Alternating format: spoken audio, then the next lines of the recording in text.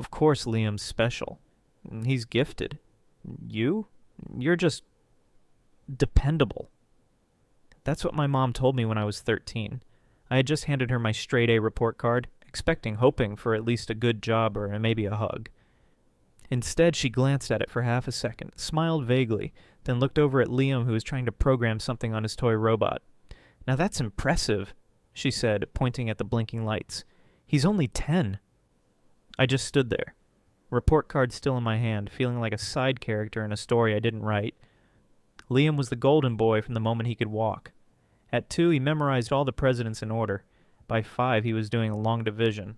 By 7, he had won his first citywide math competition, and our living room turned into a shrine to his accomplishments. Trophies, certificates, medals. His name was on everything. The only thing with my name on it was a sticky note on the fridge reminding me to pick up his dry-cleaned science fair uniform. I was never jealous, at least not at first. I was just confused.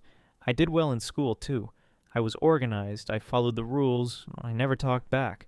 I was the kind of kid teachers loved, but at home none of that mattered, because I wasn't gifted. Every time Liam did something remotely out of the ordinary, it was hailed as genius. Once he folded a paper crane without instructions.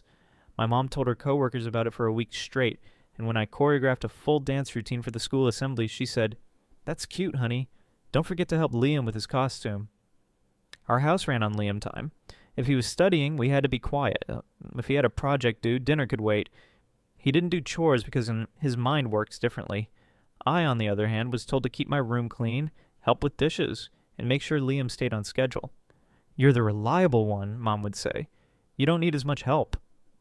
But sometimes, I did need help. I just stopped asking for it. By the time I was in high school, I had learned how to fade into the background. I'd get myself up, make my own breakfast, walk to school alone while Mom drove Liam to his private robotics tutor. She always made sure he had snacks, a water bottle, and the right music to stimulate his creativity. I packed my own lunch, usually peanut butter sandwiches because they were cheap, and I ate in the library so I could study in peace. At night, I'd finish my homework while helping Liam with his. Not that he asked. Mom would just say, "Can you look over his essay real quick? You're good with words." And when he got an A, it was all him. I never expected credit, but a thank you would have been nice. Things only got worse when Liam reached high school. His ego grew faster than his GPA. He started acting like everyone owed him something. Teachers gave him extensions. He'd come home bragging about how he didn't even study and still got top marks. When I worked twice as hard and got the same grade and no one said a word. Senior year, I won a statewide essay contest. It came with a small scholarship. I was thrilled. I came home waving the certificate like a golden ticket, and my mom barely looked up from her phone. "That's wonderful, Tessa. Did you see the flyer from Liam's school? He's been nominated for a science fellowship." I smiled. I always smiled. I'd gotten good at swallowing pride with the side of silence. College came. I applied for every scholarship I could find. I knew I couldn't rely on my parents. They had already started putting money into Liam's future company. They talked about it like it was a guaranteed tech empire. Meanwhile, I worked after school at a grocery store to cover application fees. I got into a solid state university with a full ride. I was proud. Not just because I got in, but because I did it entirely on my own. No one wrote my essays. No one reviewed my forms. I packed my bags, said a polite goodbye, and took the bus to campus on move-in day. Liam didn't even notice I was gone. He was too busy launching his blog about innovation and disruption. I thrived in college. I double majored, held leadership roles, interned every summer. I built a life from scratch. And I did it without fanfare, without calls from home, without a single care package. But when Liam failed his freshman year of engineering and decided college wasn't for him, my parents told everyone he's just too smart for the system. He moved back home. I moved into a tiny apartment near my job. I bought furniture off Craigslist, learned to cook cheap meals, and paid every bill on time. No one said, "We're proud of you." But at least I wasn't waiting for it anymore. Still, they kept calling. "Liam's feeling down. Can you talk to him? He's thinking about starting a company. Maybe you could help him make a business plan. You're good at managing money. Could you look at his budget?" I said yes, every time, because part of me still hoped, maybe this time they will see. Maybe this time they'll realize I've been holding this family together with duct tape and silence. But they never did. One Thanksgiving, I brought homemade pies. Liam brought an app prototype. My dad toasted him at dinner. To the future of the family. No one mentioned the pies, or that I had helped pay Mom's electricity bill last month when Liam's latest idea drained their savings.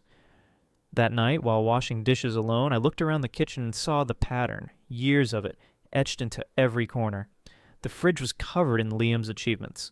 My college degree wasn't even framed. It hit me then. I was the support beam.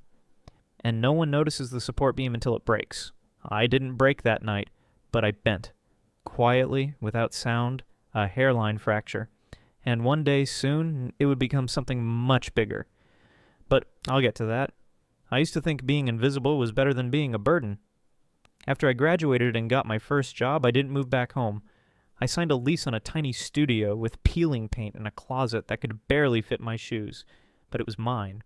I bought mismatched plates from a thrift store, slept on a secondhand futon, and used cardboard boxes as a nightstand for the first 6 months. My coworkers called it humble beginnings. I called it freedom. Back at my parents' house, Liam was still figuring things out. That's what they always said when people asked about him. Oh, Liam's just taking time to find his path. He's building something special, you'll see. He's not like the others. He needs space to grow. I wondered what I had been then. Some generic plant that grows in any soil? Despite living on my own, I was still pulled into the family orbit more than I wanted to admit. It started with small things. Mom would call, "Can you pick up groceries for us?" I've been swamped helping Liam with his business plan. Or the internet is acting weird. Liam needs it for his pitch presentation. Could you come take a look? I'd go. I'd fix things. And then I'd leave before dinner. I started doing it less out of love and more out of habit, like I was on autopilot, programmed for usefulness. One time, I'd just come home from a 10-hour shift during tax season. I barely had enough energy to kick off my shoes when my mom called. Liam's upset. His website crashed before a meeting. He's losing it. Can you come calm him down? She didn't ask if I had eaten, or if I was okay. I went anyway. When I arrived, Liam was pacing in the living room, snapping at Dad and slamming his laptop shut. He barely looked at me. "Took you long enough," he muttered. I fixed his server issue in under 20 minutes. He didn't say thank you. Mom did, but in that distracted way people say it when they're already moving on. She handed me a cold slice of pizza and turned back to Liam. "See? I told you she'd come." That sentence stuck with me longer than I cared to admit. She wasn't surprised I showed up. She expected it, because that was my role. The fixer, the support beam, the person who shows up when things go wrong. The problem with being dependable is that people stop checking in. They assume you're fine. They assume your needs are smaller, less urgent, less important. That year I got promoted to senior analyst. I didn't tell my family. Not out of spite, but because I knew exactly how that conversation would go. "That's great, Tessa. Hey, did you hear Liam's going to a tech convention next month? He got a free ticket from one of his mentors."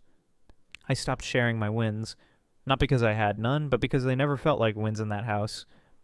Still, I kept showing up. Birthdays, holidays, family dinners. Each time I brought something. Flowers, wine, a new charger Liam needed, a batch of muffins from the bakery near my office that Mom liked. I stayed polite. I smiled. I kept the peace. And every time I watched Liam dominate the conversation. He talked about investors and vision boards and disrupting markets. He used big words that sounded impressive until you realized they meant nothing. But my parents ate it up. Dad would lean in, nodding slowly like Liam was unveiling the secrets of the universe. Mom would beam and say things like, he's just so brilliant, isn't he?"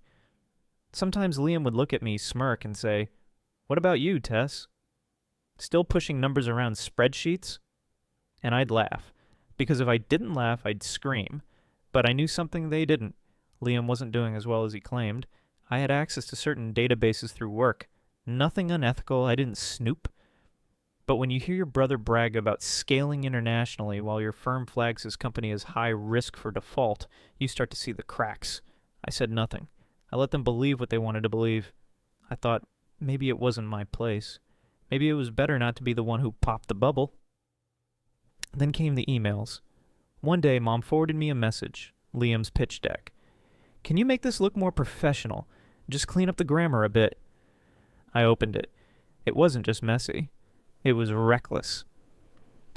The numbers didn't add up, and worse, he was promising returns he couldn't possibly deliver. It read like a scam, but dressed in fancy startup language. I called her. Mom, this isn't good. You can't let him send this to investors. It could hurt people. She sighed. You don't understand the startup world, Tessa. He's passionate. That's what matters. What mattered was reality, but reality never seemed to apply to Liam. A week later, I found out Mom had taken out a line of credit under her name to help fund Liam's latest pivot. I didn't know what was worse, that she did it or that she didn't even mention it to me. You were busy, she said when I confronted her, and we didn't want your judgment. I didn't say anything cruel. I didn't throw her financial instability in her face. I just nodded and left early. On the way home, I sat in traffic with my turn signal blinking and tears running silently down my face. It wasn't just about Liam. It was about years of being overlooked, undervalued, expected to carry weight without ever being asked how heavy it felt.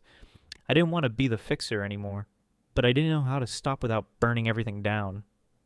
That night, I opened my journal and wrote just 5 words. Let him fix it himself.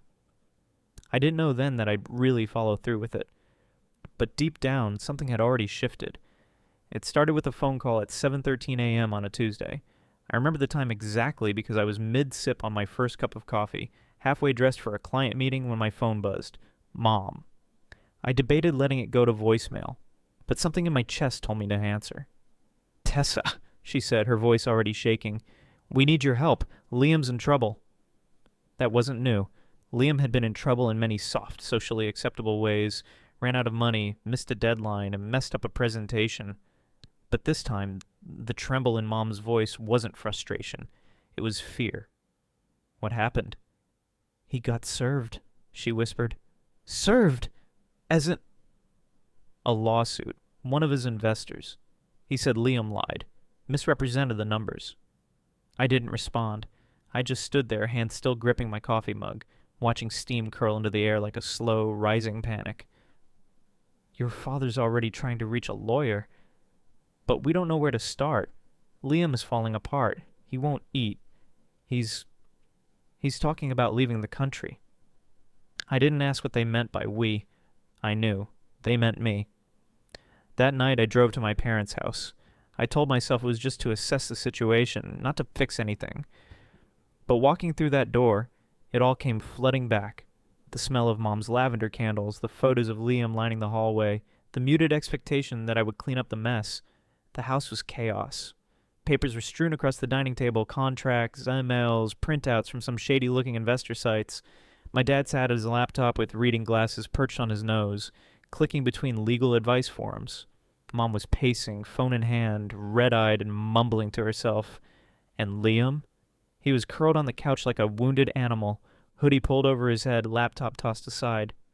Tessa, Mom said, rushing toward me like I was a paramedic.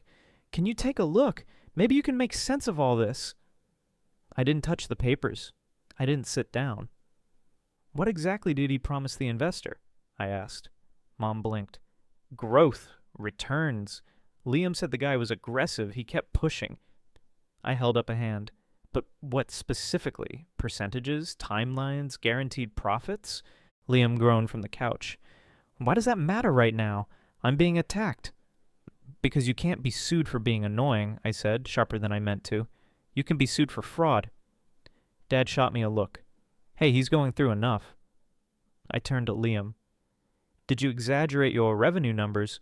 Use unverified data in your deck? He didn't answer. Just rolled over and pulled his hoodie tighter. That was answer enough. Over the next few days, the story unraveled fast. Liam had accepted $80,000 in angel investment from a retired dentist in Florida. In his pitch, he had claimed the app had 20,000 users and monthly revenue of $12,000. In reality, he had 600 users, most of them inactive and no monetization strategy. The investor filed a lawsuit for misrepresentation and demanded damages. Worse, Liam had listed Mom as a financial guarantor on some internal doc he sent to the investor, likely just to boost perceived credibility. It wasn't legally binding, but it was enough to scare my parents into thinking their assets were on the line. Mom spiraled.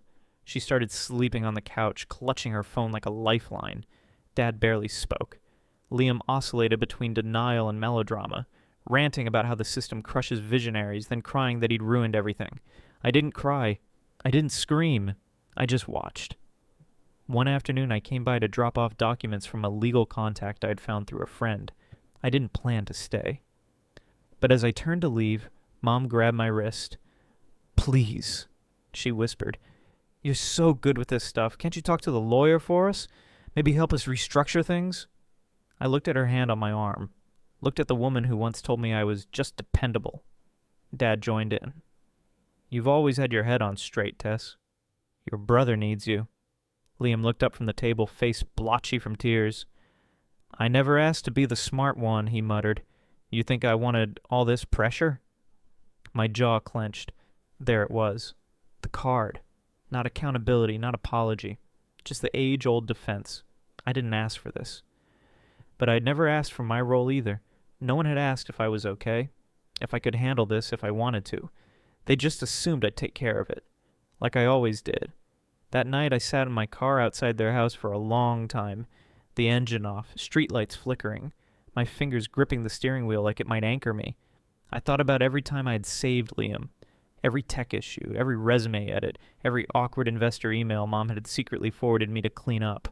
I thought about the holidays I'd helped organize, the bills I'd paid when their budget came up short, the time I pulled money from my emergency fund to stop their internet from being cut, because Liam had maxed out the account trying to boost ad reach.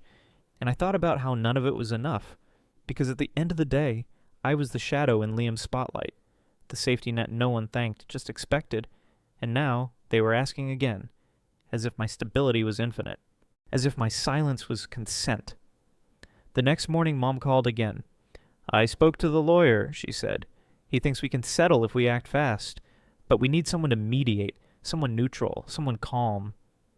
"Tessa, honey, could you step in? Just temporarily? Just help us manage the chaos?"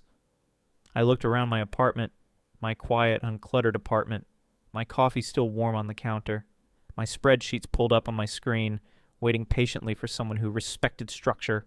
"No," I said. A pause. Stunned silence. "No?" she echoed. "I can't fix this," I said calmly, "and I won't try." "Tessa, don't be cruel." "I'm not being cruel," I replied.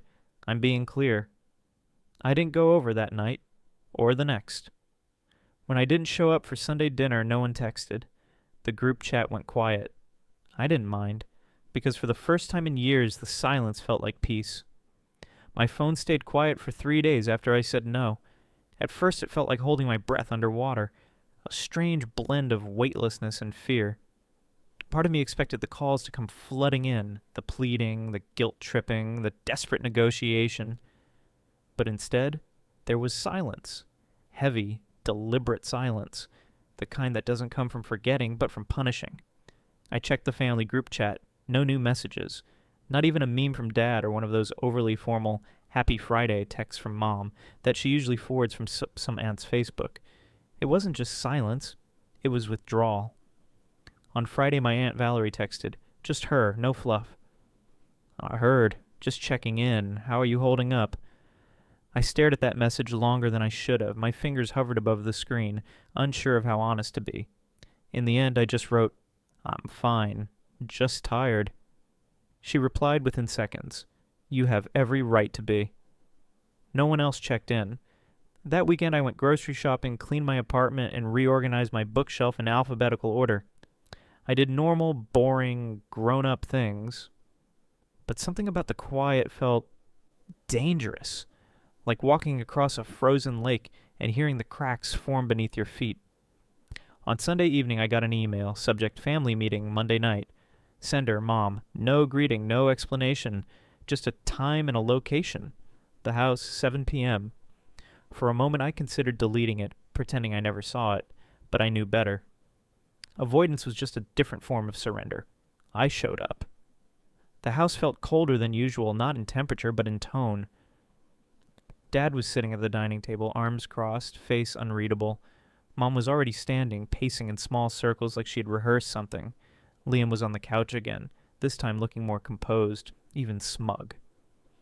"Thank you for coming," Mom said, her voice formal. I didn't come for a lecture, I said, dropping my coat on the back of a chair. Dad cleared his throat. This isn't a lecture, this is a family. Liam rolled his eyes. Barely. I turned to him. You want to say something, Liam? He shrugged. Just surprised you had the time to grace us with your presence. Usually you only drop in when there's something to criticize. I clenched my jaw. I dropped in every time you crashed and burned, every time Mom called me in tears, every time you needed someone to clean up your mess. That's not fair. No, I cut him off. What's not fair is being treated like a backup generator while you get to fail forward over and over and still be called brilliant. Mom stepped between us. Stop it, both of you. She turned to me. We didn't call this meeting to argue. We called it because this family's falling apart. We're under pressure, legal, financial, emotional, and we need to move forward together. You mean you need me to step in and fix it? Again? She hesitated. You're the only one who can. I'm not, I said. You just refuse to believe Liam can deal with consequences. Liam laughed dryly. You think this is easy for me? I think nothing has ever been hard enough for you to actually grow up. Silence. Mom broke it. Tessa, I raised you better than this. That one landed, not because it hurt, but because it was absurd. No, I said quietly. You raised me to endure, to stay quiet, to step aside. You raised me to believe that being reliable meant being invisible. Dad looked away. Liam shook his head. I'm not angry, I continued. I'm tired. I'm tired of pretending this is a family when it's always been a support system for one person. I'm tired of being needed, but never seen. Appreciated only when I'm useful. Mom's eyes filled with tears. You don't mean that. I do, I said more gently than I expected. And I'm not saying it to hurt you. I'm saying it because it's the truth. And I'm finally done lying for the sake of comfort. Dad stood up. So what? You're just walking away? You're abandoning your family when we need you most? I looked at him for a long moment. I'm letting go. There's a difference. Liam muttered something under his breath. I didn't ask him to repeat it. I left before dinner. On the drive home, I didn't cry. I didn't shake. I didn't even turn on the radio. I just drove in silence, letting the weight of everything I didn't say settle in the empty seat beside me. That week I started therapy. It wasn't a grand decision. I didn't have a breakdown or some dramatic wake-up call. I just Googled local counselors, found one that took evening appointments, and booked a session. The first time I sat on that couch, I didn't even know where to begin. But I heard myself say something I hadn't fully admitted until then. I think I was raised to feel responsible for everyone's emotions, but no one ever asked how I felt. The therapist didn't respond immediately. She just nodded, and I realized sometimes being heard doesn't require an answer. In the weeks that followed, I started saying no more often. Not just to my family, but to other people too. At work, with friends. I stopped apologizing for being unavailable. I stopped over-explaining. I started asking myself what I wanted, not what was expected of me. It was awkward at first, like learning to speak a new language. But eventually it started to feel natural. A month later, Liam's lawsuit was still ongoing. I knew because Mom sent updates, though I didn't always read them. One email mentioned they were dipping into their retirement fund to cover settlement costs. Another said Liam was thinking of starting over somewhere quieter. There was no mention of me. No blame, no thanks, just omission. Which honestly was fine. I didn't need recognition. I just needed space. One night I got home late from work, too tired to cook. I ordered takeout and sat on the floor eating noodles from the container, music playing low. My apartment was dimly lit, calm, ordinary. And for the first time in years, I felt okay being alone. Not lonely, just okay. I looked around and realized I had built a life, a small one, a quiet one, but it was mine, and no one had handed it to me. No one had paved the way. I earned every inch of it. That was the moment it clicked. This wasn't abandonment, it was self-preservation. I didn't owe anyone my sanity in exchange for proximity. I didn't owe constant service just to prove I belonged. I had given years of silent support, and it had taken losing my place in their story to finally become the author of my own. They could keep their pedestal. I was building peace. And for once, I didn't feel guilty about it. Some consequences don't come with a bang. They arrive quietly, like dusk. You don't notice the light fading until it's already gone. That's what the weeks after the family meeting felt like. No one called to scream. No one begged me to come back. The silence didn't hurt anymore. It just existed. Like background noise, I'd finally stopped trying to tune out. I still got occasional updates from Mom. Short, distant emails typed like business memos. Liam's case was dragging. The investor had agreed to mediation, but the settlement would cost more than they had left. My parents were looking into selling their timeshare and dipping into their retirement fund. They didn't ask for my help. And I didn't offer. I think they finally understood I meant what I said. Dee Valerie called one Sunday morning. I let it ring once before picking up. She didn't ask how I was. She just said, "You were right to walk away." I didn't respond right away. I was sitting by the window watching the light shift through the blinds, a cup of black coffee resting on my knee. That sentence carried more weight than I expected. Valerie continued, "Your mother means well, but she's blind when it comes to Liam. Always has been." "She still won't admit it," I said softly. "She doesn't have to," Valerie replied, "but you don't need her admission to validate your experience." I swallowed hard. "Then why does it still feel unfinished?" "Because you're grieving," she said. "Not the people, but the version of them you hoped they could be." That stayed with me. In the weeks that followed, I let myself grieve. Not dramatically, not publicly, but in small ways. Folding away the old photo albums, deleting voicemails I used to replay when I missed home, taking the framed family picture off my desk at work. I didn't burn bridges. I just stopped walking back across them.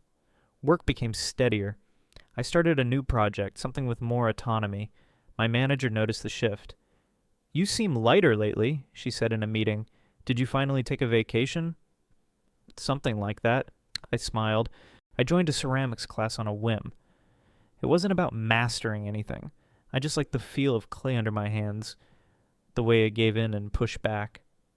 The instructor was kind. She never asked what I did for a living. She just said, "You have a patient rhythm." One night I stayed back late to finish glazing a bowl. Another woman in the class, maybe mid-40s, watched me work and said, "You're very quiet, but you seem sure of yourself." It struck me as oddly intimate, hearing that from a stranger. But maybe that's what happens when you stop performing. People see you, not the role, but the person. I started saying yes to things I would have once declined out of guilt. Drinks with coworkers on a weeknight, a day trip to the lake with an old college friend, a book club that didn't take itself too seriously. No one needed me to save them. No one drained me dry. There was a strange joy in that. I even started sleeping better. My apartment, still small, still imperfect, felt warmer, safer. I bought new curtains, switched from overhead lights to lamps, lit candles at night just because I liked the scent. One night, as I was tidying up, I found a crumpled piece of paper at the bottom of a drawer. It was the pitch deck Liam had once emailed Mom, the one she asked me to fix. I almost tossed it, but something stopped me. I sat on the floor and read through it again. It was still reckless, still full of holes, still dripping with overconfidence, but this time I didn't feel angry. I just felt done. I didn't hate Liam. I didn't even resent him anymore. I understood him in a way I wished he'd tried to understand me. He'd been raised to believe he couldn't fail. I had been raised to believe I couldn't fall apart. Neither of us got a fair deal. But only one of us was expected to carry both ends of that lie. I folded the paper once, neatly, and dropped it in the trash. No drama, no declaration, just closure. A few days later, I ran into someone from high school, Rebecca from AP Lit. She had always been the bubbly one, good at making everyone feel included. We grabbed coffee, caught up. I told her about work. She told me about her 2 kids. And then she paused. "I remember your brother," she said. "Everyone thought he was going to be some big tech guy." I nodded. "Yeah, that was the plan." "And you?" She smiled. "You always seemed like the one who had her head on straight." That moment, tiny, random, tossed out without calculation, meant more than it should have. Because it was the first time in years someone had seen me not as Liam's sister, or the responsible one, or the background character. Just me. A woman who had chosen peace over approval, still standing, still whole. One night, I walked through the neighborhood as the sun set, just to feel the air shift. The sky was streaked with gold and purple, and the sound of kids playing in the distance made me smile. I wasn't thinking about Liam or my parents or any unfinished conversation. I was thinking about how it felt to simply be. I had survived without becoming bitter. I had walked away without slamming the door. And maybe that was the real win. Not the applause, not the apology, but the silence that no longer hurt. It started with a share on Facebook. One of my coworkers had written a short article about our team's recent project. Something technical, nothing flashy, but it mentioned my name, praised my efficiency, called me the glue holding the back end together. I didn't think much of it. I liked the post, commented a quick "appreciate you," and moved on with my day. By evening, Mom had reshared it, with the caption, "So proud of our Tessa. She's always been a rock." My stomach twisted. Not because she was wrong, but because she was late. Years late. I clicked through the comments. Distant relatives chimed in. "Knew she'd do well. Brains run in the family." One even said, "What a powerhouse duo, you and Liam." I shut my phone off. The next day, a text from Liam popped up. Just 3 words. "We miss you." I didn't respond. A few days passed. Then another message. This time from Mom. "Let's start over." She followed it with a photo from years ago. Me and Liam at a school event, standing in front of a trifold science board I'd mostly built, but he got the credit for. The caption read, "They've always been brilliant together." I stared at that image longer than I should have. There was something quietly devastating about it. Not because it was a lie, but because it erased everything in between. The years of imbalance, the wounds left untreated, the silence that only mattered when it became inconvenient. They weren't reaching out to apologize. They were reaching out because I was finally visible again. And this time, they didn't want to be left out of the story. That night, I sat at my kitchen table, laptop open, cursor blinking over a half-finished email reply I wasn't sure I wanted to send. It read, "Thanks. I'm doing well." But even that felt too generous, too open-ended, like a crack in a door I had spent years learning to close. I deleted the message. Instead, I made tea, curled up on the couch, and started rereading a book I loved in college. Something soft, something mine. I didn't think about them again until the next morning when I received an actual letter, handwritten, from Dad. The envelope was thin, but neatly addressed. Inside, a short note. "You've grown into someone we don't recognize. That's not a bad thing. I hope one day you'll let us know who you've become." It should have moved me. A year ago, it would have. But now I saw it for what it was. A gesture. Not an apology. Not accountability. Just a polite knock on a door I no longer kept unlocked. I didn't hate them. That was the hard part. I didn't even want revenge. What I wanted was space. What I wanted was peace. And I already had it. Weeks passed, the text slowed, the emails stopped, the comments faded. But the echo of their absence didn't hurt the way it once did. Instead, it felt like walking through a house after a storm. Furniture slightly shifted, some things broken, but the walls still standing. And this time, no one else lived here. Just me. I took up running, not to train for anything, just to feel my body move. I liked the rhythm of my footsteps on the pavement, the way the early morning chill bit at my skin like a reminder. You're here. You're alive. You're moving forward. One Saturday, as I rounded the corner near the lake, I passed a mother and daughter sitting on a bench. The daughter looked to be around 12, clutching a book, eyes wide with excitement as she read something aloud. Her mother listened, nodding, smiling. She clapped when the girl finished a paragraph. Something small cracked in my chest, but not painfully. It was more like recognition, a memory of something I never had, but had finally learned to stop chasing. I didn't slow down, just kept running. At work, things were stable, fulfilling even. My manager offered me a promotion, team lead. I accepted without hesitation, not because I needed to prove anything, but because I knew I could lead without losing myself. At the celebratory lunch, someone toasted to me. "To Tessa," they said, "the quiet one who always makes the loudest impact." I smiled, not just because it was kind, but because it was true. Not long after, I hosted a small dinner at my apartment. A few close friends, some coworkers, my ceramics instructor. I lit candles, served homemade pasta, played a mellow playlist in the background. At one point during the evening, someone raised a glass and said, "To found family." It wasn't rehearsed. It wasn't even aimed specifically at me, but I felt it in my bones. That night, after everyone left, I cleaned the dishes slowly, humming to myself. I stood by the window, city lights glowing outside, and whispered, I'm okay. Because I was. Because I am. They had called me dramatic for bleeding. Now that the wound had healed, they acted like it had never happened. But I remember. I moved on. I just didn't take them with me. I used to think being needed was the same as being loved. That showing up for everyone else, being the calm one, the strong one, the one who always said yes, was the only way I'd ever be seen. I was wrong. When I finally stopped fixing everything, they didn't fall apart. They just found someone else to lean on or learn to stand on their own. And me? I finally had space to breathe, to rest, to exist without being useful. Peace didn't come with closure or apologies. It came the day I stopped needing either.